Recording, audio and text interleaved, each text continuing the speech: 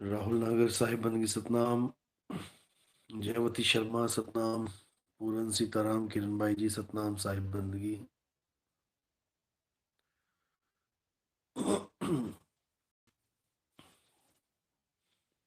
सतनाम सतनाम सतनाम।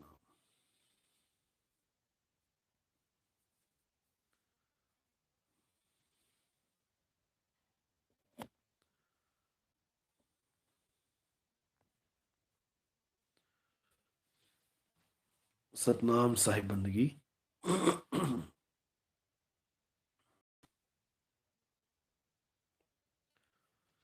जय सतनाम।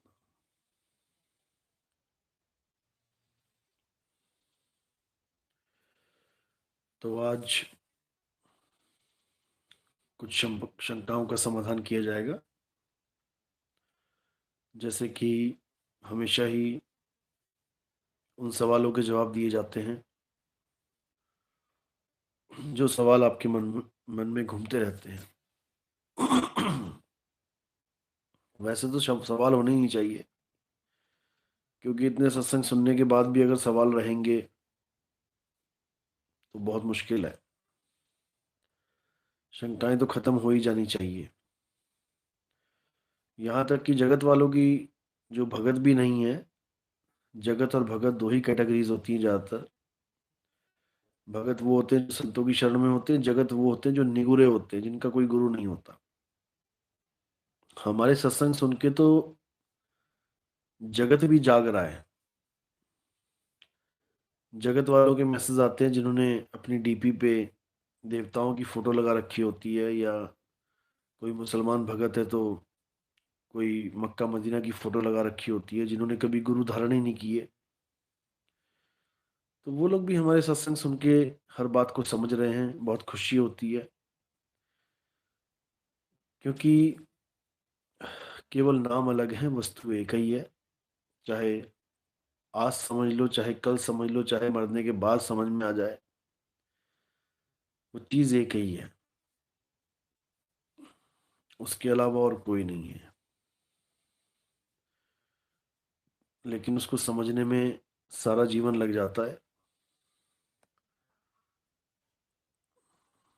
तो मालिक की दया होती है तो अपने आप समझ में आता है।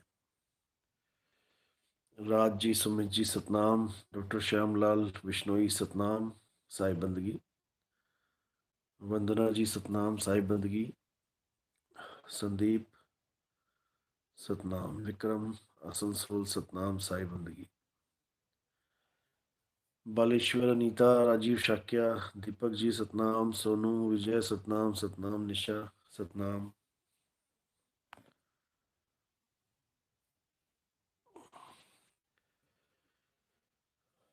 तो अगर किसी का कोई सवाल है तो वो पूछ सकता है। और जो व्हाट्सएप पे सवाल आते हैं वो मैं बताता चलूंगा आपको। सतनाम सतनाम। अनुराग सतनाम साहिब बंदगी। गुरुजी आपके सत्संग कब आएंगे? सत्संग तो आ ही रहे हैं, रुके तो नहीं है। सीरियल वाइज अगर आपको चाहिए तो आप मुझे मैसेज कर सकते हैं। 9256 111 007। 9256 111 007। सृष्टि रचना। सृष्टि रचना तब समझ में आएगी जब आप सत्संग सुनोगे ध्यान से। सारे सत्संग एक नंबर से सुनते चले जाओ, अपने आप समझ में आने लग जाएगा सृष्टि रचना कैसे हो रही है। सागर सहारनपुर कब आएंगे? सहारनपुर का बस प्रोग्राम बनने ही वाला है। देखो अगर बना तो 3-4 दिन में बन जाएगा, नहीं तो फरवरी में बनेगा। सतनाम।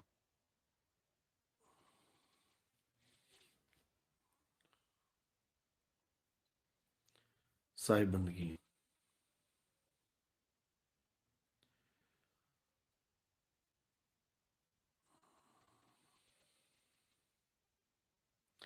सतनाम सतनाम।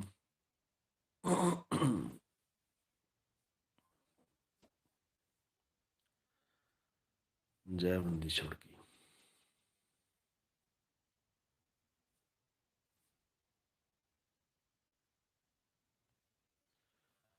सतनाम।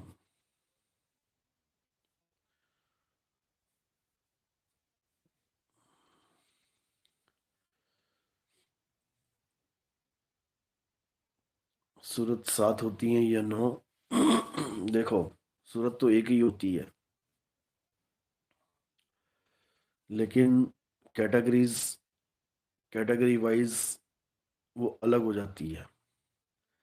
7 सूरत हैं जो सृष्टि रचना में काम आती हैं, यानी 7 जो कैटेगरीज हैं सृष्टि रचना में काम आती हैं। 8वीं सूरत वो होती है जो, जैसे धर्मदास जी हैं, नानक जी हैं, जो संत महात्मा होते हैं, वो 8वीं सूरत होते हैं। और 9तम सूरत होता है जो बंदी छोड़ स्वयं होते हैं। 8वीं सूरत उसको कहते हैं जो एक महान कार्य करने के लिए इस दुनिया में आते हैं, चुने जाते हैं।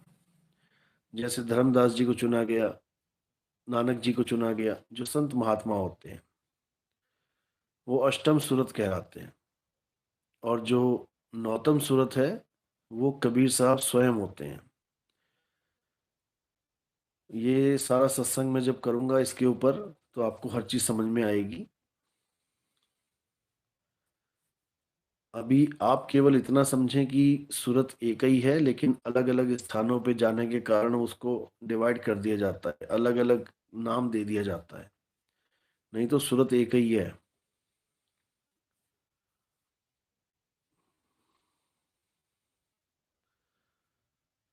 हरदोई में सत्संग होगा, आप मुझे मैसेज करें व्हाट्सएप पे, मैं नंबर भेज दूंगा, उनसे आप पता कर सकते हैं कि कहाँ पे होगा। सुशील जी, मैसेज करें मुझे व्हाट्सएप पे, मैं दे दूंगा। साहिब हम निरंकारी पंथ से हैं। गरेना जी, बहुत अच्छी बात है, आप किसी भी पंथ से हैं, कम से कम आपने गुरु धारण किया है, तो आप एक मार्ग पे चलना शुरू कर चुके हो, बहुत अच्छी बात है। क्योंकि पत्थरों से ऊपर उठना ही बहुत मुश्किल है आज की दुनिया में, आज के समाज में। पत्थर को ही भगवान मान बैठा है इंसान, उसको त्यागना बहुत मुश्किल है। गीता पढ़ता नहीं, रामायण पढ़ता नहीं, तो ज्ञान कहाँ से होगा? गीता का ज्ञान अगर अच्छी तरह समझ में आ जाए तो पत्थर अपने आप छूट जाएंगे, लेकिन नहीं छूट पाते। तो अगर कोई गुरु जीवन में आता है तो अच्छी बात है, गुरु के आने से ही छूट गए।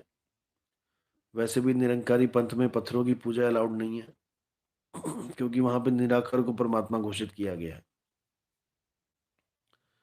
जबकि ऐसा नहीं है कि निराकार परमात्मा है, ऐसा नहीं है। निराकार मन स्वरूप है, निराकार ब्रह्म है। और ये ब्रह्म को ही निराकार मान के, ब्रह्म को ही परमात्मा मान के उसकी साधना में जीवों को लगाते हैं। इसका भेद मैंने सारा खोला हुआ है, सत्संग सुनेंगे आपको हर चीज समझ में आएगी। सतनाम।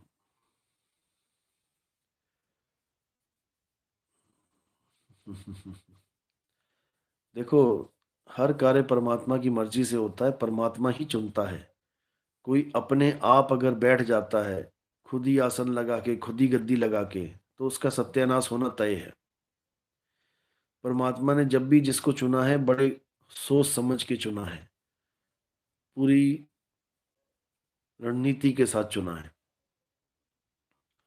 कौन किस काबिल है ये सब देख के चुना है। तो परमात्मा ही चुनते हैं अपने संतों को, कोई अपने आप से नहीं बनता। और अगर कोई अपने आप से बनने की कोशिश करे तो वो टिकता नहीं है, वो खत्म हो जाता है, उसकी हस्ती तक खत्म हो जाती है, नामो निशान मिट जाता है उसका। बहुत से लोग हैं ऐसे जो खुद अपनी गद्दी लगा के बैठ गए, बिना किसी परमिशन के, बिना किसी गुरु की आज्ञा के, उनका नाश हो गया। उनको ऐसी ऐसी बीमारियां हुई कि रोते गिड़गिड़ाते मरे, लेकिन उनको कोई बचाने वाला ना हुआ। तो परमात्मा की राह में अगर कोई बाधा बनने की कोशिश करता है, तो उसका हाल, उसकी हालत खराब होनी निश्चित है। लेकिन ये जीव है मान बढ़ाई का भूखा, मान अहंकार का भूखा, इसकी समझ में नहीं पड़ती ये बात। ये परमात्मा के जीवों से मान बढ़ाई के चक्कर में उनका गुरु बन के बैठ जाता है। बिना किसी परमिशन के, बिना किसी आज्ञा के, बिना किसी चुनाव के, इसकी दुर्दशा हो जाती है। क्योंकि अगर असली नोटों की कॉपी करना कोई शुरू कर दे तो पकड़े जाने पे उसकी हालत खराब हो जाती है। तो इसीलिए जो ये कार्य है संत का, ये सब परमात्मा के द्वारा निर्धारित किया जाता है। बिना परमात्मा के कुछ नहीं होता। परी गोयल, सतनाम साहिब बंदगी बेटा।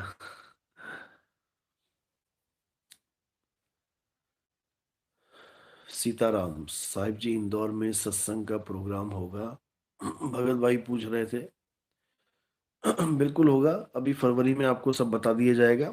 अभी थोड़ा धुंध का मौसम है, सर्दियां थोड़ी ज्यादा हैं। जैसे ही सारा मौसम छटेगा आपको सारा क्लियर कर देंगे कब कहाँ पे आना है।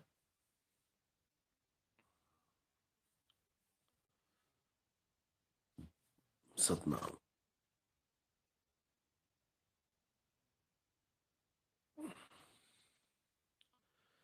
गरिना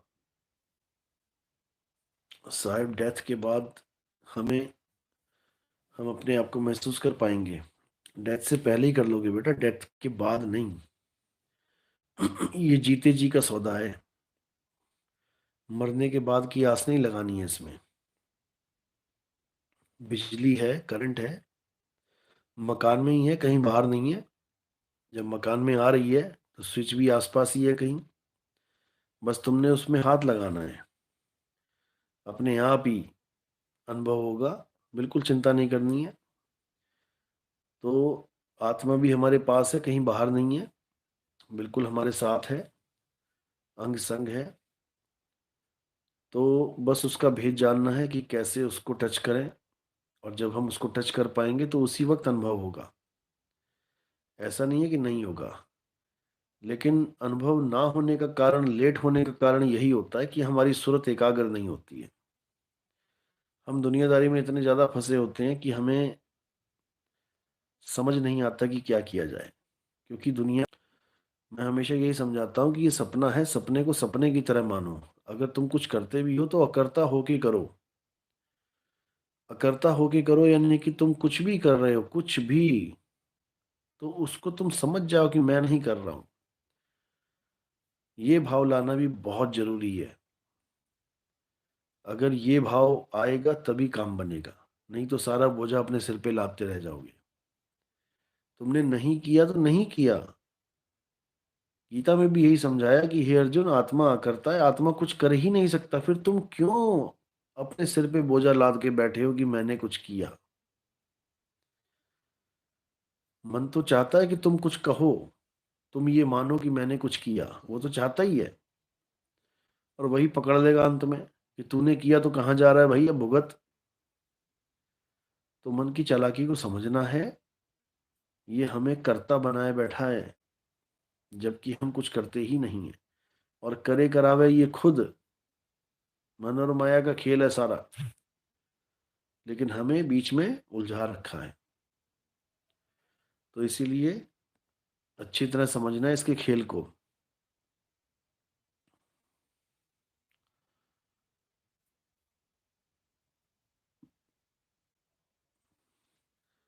सुशील जी, सतमार्ग पर चलने से रिश्ते नाते टूट रहे हैं।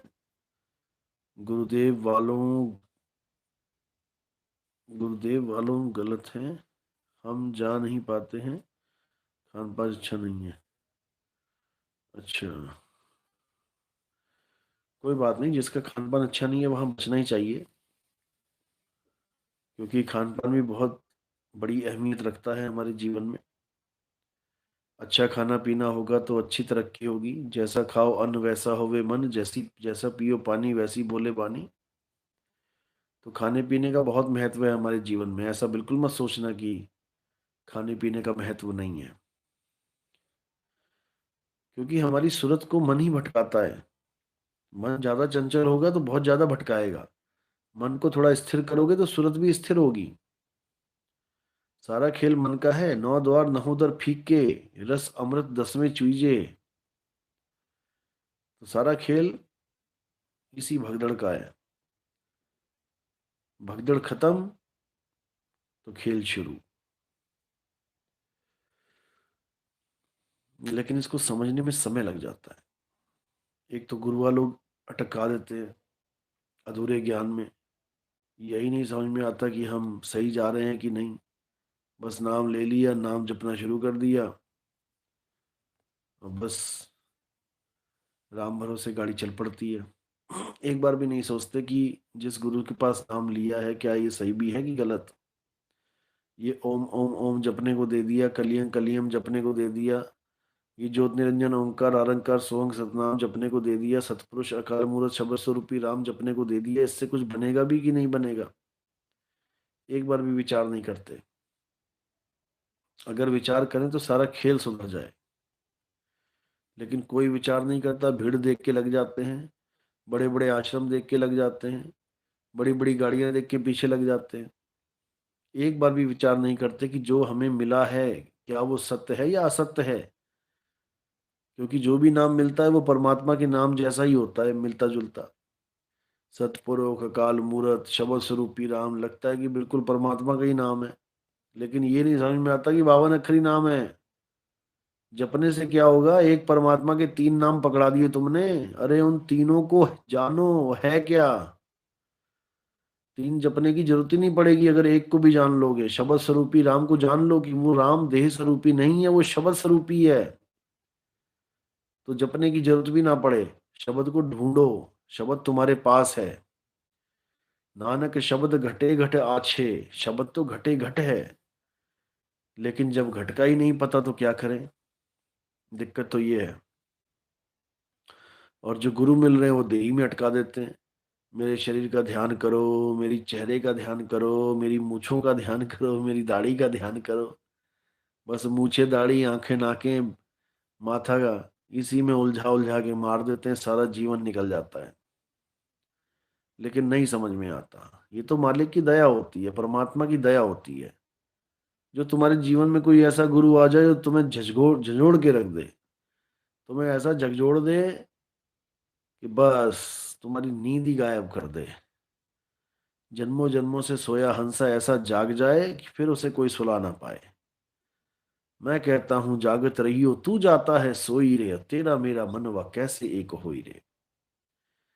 तब समझो कि अब तुम्हारा जन्म सफल होने की बारी आई है। तो ये सारा खेल मालिक का है, परमात्मा का है। ये आम जीव के बस की बात नहीं है। और सबसे बड़ी बात यही है कि आप गुरु की शरण में हो तो गुरु की शरण में रहो।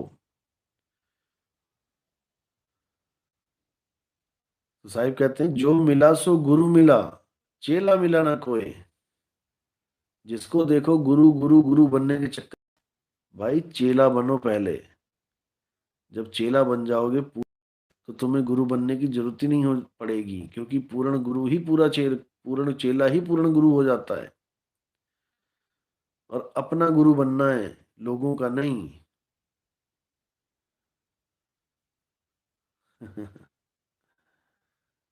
थोड़ा मैं हल्के बोल रहा हूँ आज, क्योंकि जहां पे मैं हूँ वहां पे सब शांत हो चुका है, सो चुके हैं। कैसे पता करें कि हमारी भक्ति सही चल रही है। ये तो देखो, जब आपको नाम दीक्षा मिलती है तब आपको हर चीज समझाई जाती है कि कैसे क्या होगा। तो उसके साथ मैच करो, आपको हर चीज बता दी जाती है दूसरी दीक्षा के समय कि आपको क्या क्या अनुभव होंगे। उन अनुभव से मैच करो, आपको समझ में आता रहेगा कि भक्ति सही चल रही है कि नहीं।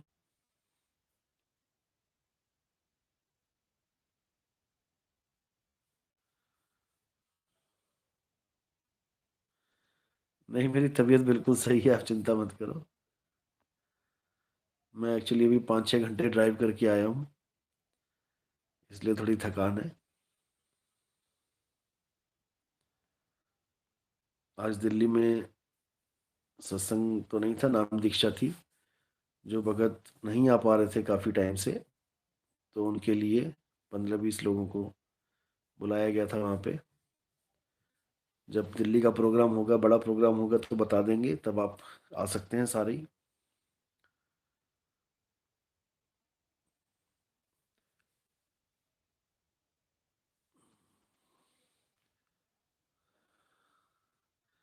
आत्मा को कोई झटका नहीं लगता भाई, शरीर को झटके लगते हैं। और वो सब बातें यहाँ पे लाइव में नहीं डालनी है, वो सब फोन पे बात करनी है, फोन पे होता है सब। गुरुजी, अगर किसी ने नाम ले रखा है तो क्या हम किसी प्रकार का झाड़ा करवा सकते हैं? जैसे कोई लोग नाभि ठीक करने का झाड़ा लगाते हैं, तो कई लोग अ, देखो, अगर कोई शारीरिक प्रॉब्लम है, अगर शारीरिक कष्ट है, और झाड़ा तो नहीं, कहने को झाड़ा होता है, असल में वो कोई विद्या होती है उनके पास। अगर कोई नाभि ठीक कराना चाहता है तो नाभि तो विद्या से ठीक होती है। तेल लगाना, ग्लास के साथ नाभि ठीक करना, वो सब आप करवा सकते हो, वो शारीरिक क्रियाएं हैं। अब कोई कहे गुरुजी हमने नाम दीक्षा ले रखी है, हमें जुकाम हो जाए तो हम डॉक्टर के पास जा सकते हैं? जा सकते हो भाई, क्या दिक्कत है? काया को कष्ट है तो काया को जहां आराम मिलता है वहां आप जा सकते हो, उसमें कोई मनाही नहीं है। ऐसा नहीं है कि आप कहीं नहीं जा सकते, आप जा सकते हो, आपको कष्ट है आप जाओ, जहां पर ठीक हो सकते हो जाओ। उससे भक्ति का कोई लेना देना नहीं है। भक्ति नहीं करने लग जाना वहां की, कि तुम्हारा कष्ट ठीक हो गया तो गुरुजी ने वहां पर कुछ बोल दिया वही करने लग गए तुम। शरीर का कष्ट शरीर तक सीमित है, और आत्मा का आत्मा तक। आत्मा का ज्ञान आत्मा तक सीमित है, उससे शरीरों को कोई फर्क पड़ने वाला नहीं है। और शरीर का ज्ञान जो है, जितना मंत्र तंत्र जंत्र ये सब शारीरिक ज्ञान है, इससे आत्मा को फर्क नहीं पड़ने वाला कोई। आत्मा का कल्याण होने वाला नहीं है। तो आप झाड़ा के मतलब ये नहीं कि ओझा के पास जाओ काला जादू करवाने, ये नहीं बोल रहा हूं मैं। नाभि लिखा है आपने, नाभि ठीक कराने जा सकते हो। किसी को पीलिया हो जाता है तो कोई बंदा ऐसा होता है जो लकड़ियां बांध देता है, कोई आयुर्वेदिक लकड़ी होती है गले में बांध देता है या कुछ करता है, उससे अगर फर्क पड़ता है तो आप करवा सकते हो। मैं ये नहीं कह रहा कि आप वही करवाओ, जैसा आपको सही लगता है, उसमें कोई बंधन नहीं है। और जब ठीक हो जाओ तो उसको हटा दो। इससे एक और फायदा ये हो जाएगा, तुम्हें पता भी लग जाएगा इन चीजों से ठीक होते हैं कि नहीं। कई लोग हैं ऐसे जो पीलिया का झाड़ा करवाने जाते हैं। अब झाड़ा क्या कैसे करवाते हैं, उनके ऊपर मोर पंख मारता रहता है बंदा, सरसों के तेल में शक्ल दिखाता है और ऊपर से मोर पंख मारता है। तो वो किसी काम का नहीं है। आप जाके ट्राई भी कर सकते हो, कोई नाम वाम खंड नहीं होता इससे। लेकिन जब उसने कोई दवाई ही नहीं दी आपको खाने के लिए, तो आप कैसे उससे ठीक होगे? तो आप ट्राई कर सकते हो, आपको पता भी लग जाएगा इस बहाने कि हाँ इसमें कुछ दम है भी कि नहीं। और जब आप नहीं ठीक होगे उस चीज से, तो आप भले आपको कितना ही कोई कहता हो कि ऐसे ठीक हो जाते हैं, आपके मन से वो चीज उतर जाएगी, आपको असलियत पता लग जाएगी। असलियत पता करने के लिए आप कुछ भी ट्राई कर सकते हो, ट्राई करने में कोई दिक्कत नहीं है। लेकिन आप असलियत से रूबरू तो हो। तो ये सब कहने की बातें होती हैं। आप शारीरिक शारीरिक कोई प्रॉब्लम है, आप डॉक्टर के पास जाओ। डॉक्टर तीन प्रकार के हैं मेन: एलोपैथी, होम्योपैथी, आयुर्वेदिक। वैसे यूनानी भी होते हैं, लेकिन यूनानी बहुत कम होते हैं, और उनको ज़्यादा प्रेफर इंडिया में किया भी नहीं जाता, ज़्यादा नहीं है यूनानी डॉक्टर। तो तीन ही है मेन मेथड्स। बाकी जो एक्को प्रेशर, एक्यूपंक्चर हो गए, वो अलग चीज़ें हैं। मेडिसिन के लिए केवल तीन ही मेन है: आयुर्वेदिक, होम्योपैथिक और एलोपैथिक। तो आयुर्वेदिक और होम्योपैथी ये दवाइयाँ बिना साइड इफेक्ट की होती हैं। बहुत कम साइड इफेक्ट्स होते हैं। अगर बहुत ज़्यादा मात्रा में कोई पी ले खा ले तब भले थोड़ा सा साइड इफेक्ट हो जाए। और जो केमिकल्स होते हैं एलोपैथी के, ये बिना साइड इफेक्ट के कोई दवाई होती ही नहीं है। आप किसी के भी बारे में आप नेट पे भी सर्च करेंगे तो आपको इफेक्ट्स एंड साइड इफेक्ट्स दो सामने। कई कई मेडिसिन तो ऐसी यूज की जाती हैं जो साइड इफेक्ट के लिए ही यूज की जाती है। जैसे बाल उगाने वाली कुछ दवाइयां हैं, वो बाल उगाने के लिए इसलिए यूज की जाती हैं क्योंकि उसका साइड इफेक्ट है कि उसको यूज करने से बाल उगने शुरू हो जाते हैं, चेहरों पे हो गए या कहीं और हो गए, जहां उसको लगा लिया जाए तो ऐसी भी दवाइयां हैं जो साइड इफेक्ट के लिए यूज होती हैं। साइड इफेक्ट को ही इफेक्ट बना के यूज किया जा रहा है। तो मैं एलोपैथी के खिलाफ नहीं हूँ, एलोपैथी भी अच्छी है, लेकिन कब अच्छी है? जब आपको इमरजेंसी में एलोपैथी की जरूरत पड़ गई तो। किसी का एक्सीडेंट हो गया, एंटीबायोटिक लगाने पड़ेंगे, नहीं तो इन्फेक्शन फैल जाएगा, बहुत अच्छी बात है। किसी के ऑपरेशन होना है, बहुत अच्छी बात है। बिना एंटीबायोटिक्स के नामुमकिन ही समझो। तो वहां पर बहुत अच्छी बात है, लाइफ सेविंग ड्रग्स हैं। लेकिन अगर कोई कहे कि मैं लंबे यूज के लिए एलोपैथी यूज करना चाहता हूँ, जैसे मैं किडनी पेशेंट हूँ, या मैं बीपी का पेशेंट हूँ, या मैं शुगर का पेशेंट हूँ, उसके लिए अगर आप लंबे टाइम के लिए, लंबे टर्म के लिए आप एलोपैथी यूज करना चाहते हैं तो सोच समझ के करें। क्योंकि पहली बात तो साइड इफेक्ट, हर गोली खाते ही साइड इफेक्ट, वो तो आप अनदेखा करो ही मत। और उसके बाद हैबिचुअल, उसके बिना आप एक दिन भी नहीं निकाल पाओगे। एक दिन में ही आपका बीपी शूट करेगा। तो इसको आपको समझना पड़ेगा, वो चीजें स्टेबल कर रही हैं आपके बीपी को, लेकिन वो ठीक नहीं कर रही हैं, वो आपके अंगों को ठीक नहीं कर रही हैं। जिसकी वजह से, जिस अंग के नाक सही कार्य करने की वजह से बीपी और शुगर हुआ है, उस पर, उन अंगों पर उसका कोई इफेक्ट नहीं है। ठीक करने के लिए अंगों को ठीक नहीं कर सकती, वर्क को प्रॉपर नहीं कर सकती। लेकिन आयुर्वेदिक जो दवाइयां हैं वो अंग को ठीक करती हैं, कि प्रॉब्लम क्या है, क्यों बीपी बढ़ रहा है, वो हार्ट पे सीधे सही करने के लिए उस बीमारी को वो वर्क करती हैं। तो दोनों पद्धति बिल्कुल अलग हैं। मैं किसी के खिलाफ और किसी के साथ नहीं हूं, मैं बस ये कहना चाहता हूं कि जहां पर लाइफ सेविंग ड्रग्स की बात आती है, एलोपैथी इज द बेस्ट। और जहां पे लॉन्ग टर्म की बात आती है, उसके लिए एलोपैथी सही नहीं है। उसके लिए होम्योपैथी और आयुर्वेदिक, आप इसको यूज कर सकते हैं। बहुत अच्छे अच्छे डॉक्टर्स हैं हमारे आयुर्वेदिक, आप उनसे सलाह कर सकते हैं। और होम्योपैथी भी बहुत सही डॉक्टर्स बैठे हैं। बस होम्योपैथी में थोड़ा सा सोच समझ के डॉक्टर चूज करना पड़ता है, क्योंकि होम्योपैथी में बहुत बहुत ज़्यादा विचारशील डॉक्टर की जरूरत पड़ती है, क्योंकि वो सब बूंदों पे डिपेंड करता है, कितनी बूंद डालनी है। 20 की जगह 25 डालने वाला डॉक्टर मिल गया तो वो काम ही नहीं करेगी। जहाँ 20 बूंदें काम करेंगी, वो 20 ही काम करेंगी। तो बहुत सोच समझ के अच्छा डॉक्टर चूज करने की जरूरत होती है। और जो सूट कर गया आपको, बस फिर ठीक है, फिर बहुत अच्छी बात है। फिर विदाउट साइड इफेक्ट आप पूरा जीवन बढ़िया से आप दवाई भी खा सकते हो और ठीक भी हो सकते हो। कोरोना में इंग्लैंड का, सारी दुनिया उधर मर रही थी, और जो इंग्लैंड का प्रिंस था, आप नेट पे सर्च कर सकते हैं, उसने होम्योपैथी को चुना कोरोना हो जाने पे, और वो होम्योपैथी से ठीक हो गया। तो इंग्लैंड वाला प्रिंस होम्योपैथी यूज कर रहा है, और हमारे भारत में किसी ने होम्योपैथी का नाम ही नहीं लिया। सब इंजेक्शन इंजेक्शन इंजेक्शन पे, वैक्सीन वैक्सीन पे आ गए सीधे। तो ये सब बातें बहुत विचारणीय हैं, क्योंकि शरीर आपका है, आपको ध्यान देना है। तो जहां तक हो सके होम्योपैथी और आयुर्वेदिक, या फिर अगर आपको कोई नब्ज देख के चेक करने वाला, नब्ज चेक करने वाला अगर कोई मिलता है, वैद्य, बहुत पुराने पुराने वैद्य बैठे हुए हैं जो केवल नाड़ी देख कर ही बता देते हैं कि प्रॉब्लम क्या है, आपको कुछ बोलने की जरूरत ही नहीं है कि मुझे खांसी है, जुकाम है, नजला है, क्या है, उससे कोई मतलब ही नहीं उनको। पूछते तक नहीं वो कि तुम्हें बीमारी क्या है। बस तुम्हारा हाथ पकड़ेंगे, नब्ज पे उंगली लगाएंगे, और खुद ही जान जाएंगे। यानी गाड़ी स्टार्ट करते ही मैकेनिक खुद जान जाएगा गाड़ी में प्रॉब्लम कहाँ पे है। तुम्हें बताने की जरूरत नहीं है कि इंजन में है कि कहाँ पे है, वो मैकेनिक है।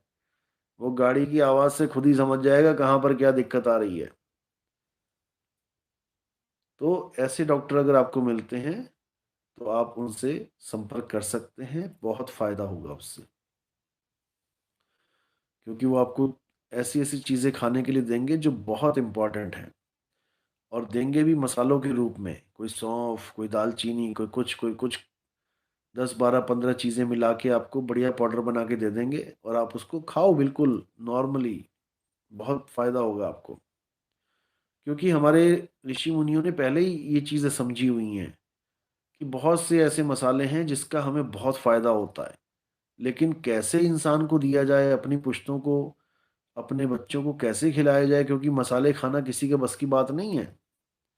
अब तुम्हें कहें कि मुंह खोलो, मैं तुम्हारे मुंह में धनिया, गरम मसाला और ये सौंफ जीरा डालना चाहता हूँ, तुम कहोगे भैया मैं क्यों खाऊं ये सब, मैं क्यों खाऊं ये सब। तो उन्होंने क्या उपाय बनाया, उन्होंने हमारे खाने में ही ये डाल दिया कि बेटा बिना मसाले के खाना बनता ही नहीं है। हमारे दिमाग में ये मैसेज डल गया कि बिना मसाले के खाना बनता ही नहीं है। अब हम जो मसाले नहीं खाते थे, अब हमने खाने में डाल के उसको एज ए स्वाद के रूप में खाना शुरू कर दिया। और मुद्दा वही है कि मसाले अंदर जाने चाहिए, ये जड़ी बूटियां अंदर जानी चाहिए, चाहे किसी बहाने जाएं। जैसे मैंने समझाया था कि सुबह सुबह पीपल के नीचे कौन जाए ऑक्सीजन लेने के लिए, कोई जाने वाला नहीं है। लेकिन इसको धर्म के साथ जोड़ दिया कि बेटा सुबह सुबह जाओगे, धागा बांधोगे, 7 8 10 12 धागे बांधोगे घूम घूम के, तो तुम्हारी मन्नतें पूरी होंगी, तुम्हारे पति की लंबी आयु हो जाएगी, ऐसा हो जाएगा वैसा हो जाएगा। अब लगे धागे बांधने। लेकिन मुद्दा वही था कि धागे बंधवाने के पीछे तुम्हारा भला करना था, कि तुम वहां जाओ और सुबह सुबह की ऑक्सीजन लो, तुम्हारे फेफड़ों के लिए बहुत जरूरी है। तुम जल दो सूर्य को, जल की धार में से उसको देखो सुबह सुबह, तुम्हारी आंखों की रोशनी के लिए बहुत जरूरी है। लेकिन पतंदर ऐसे भी बंदे हैं जो आंखें बंद करके सूर्य को जल देते हैं गर्दन नीचे डाल दी और ऊपर हाथ उठा के जल दे दिया। अरे भाई उस जल में से सूरज को देखना है, वो साइंटिफिक रीजन है उसका। क्योंकि कोई बताने वाला नहीं मिल रहा, बस जल बताने वाला बहुत मिल रहा है कि जल डालने जाओ सुबह उठ के तुम्हारी मन्नत पूरी हो जाएगी। बताओ, तुमने जल उठा के पानी 6 फुट से नीचे गिरा दिया तो तुम्हारी मन्नत पूरी हो जाएगी। कमाल कर दी।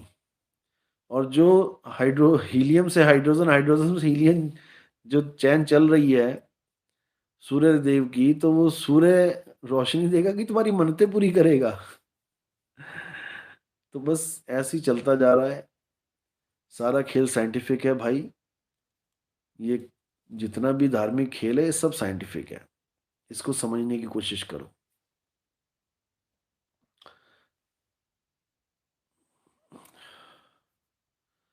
मुनिंद्र राजपूत, गुरुजी अब परमात्मा पर पूरा विश्वास हो गया है, अभी तक नहीं था क्या? भाई परमात्मा पे विश्वास सबका है। कोई अल्लाह समझ के कर रहा है, कोई वाहिगुरु समझ के कर रहा है, कोई राम समझ के कर रहा है, कोई गॉड समझ के कर रहा है, सबका विश्वास होता है। अब तो तुम्हें समझ में आया कि परमात्मा है क्या। विश्वास तो पहले भी था, तभी तो सत्संग सुन रहे हो। बिना विश्वास के कौन सुनेगा? जो परमात्मा से प्रेम करता ही नहीं है वो हमारे सत्संग सुन ही नहीं सकता। एक सत्संग नहीं, उसको ऐसे लगेगा जैसे किसी ने गरम गरम लोहा घोल के कान में डाल दिया, भाग जाएगा वो, एक सत्संग भी नहीं सुन सकता। तो हमारे सत्संग सुनना भी भाई कोई छोटी मोटी बात नहीं है।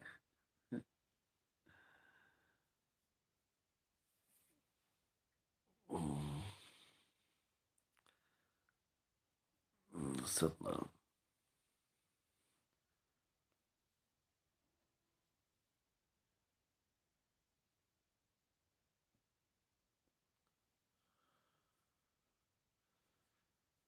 मैं सुबह भीगा चना और केले खाया, कोई साइड इफेक्ट तो नहीं है? देखो, हर चीज अलग अलग खाया करो। या तो तुम्हें पूरी जानकारी है कि इन दोनों के मिश्रण से कोई फर्क नहीं, कोई नुकसान नहीं होगा। हर चीज अलग अलग खाओ, गैप लेके खाओ। अभी चने खाए हैं तो कम से कम 1 घंटे का गैप दो, वो थोड़ा पच जाए, निकल जाए आगे, तब दूसरी चीज खाओ। या फिर दो चीजों का मिश्रण आपको पता हो 100%, आपको पता हो कि इससे कोई फर्क नहीं पड़ता है, कोई नुकसान नहीं है, तब खाओ।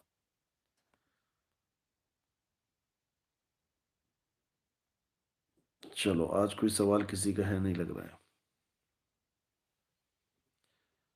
साहिब जी, मेरी उम्र 15 वर्ष की है। मुझे यह लगता है कि यह सत्संग मेरे लिए ही है। बहुत अच्छी बात है। सबके लिए सत्संग है।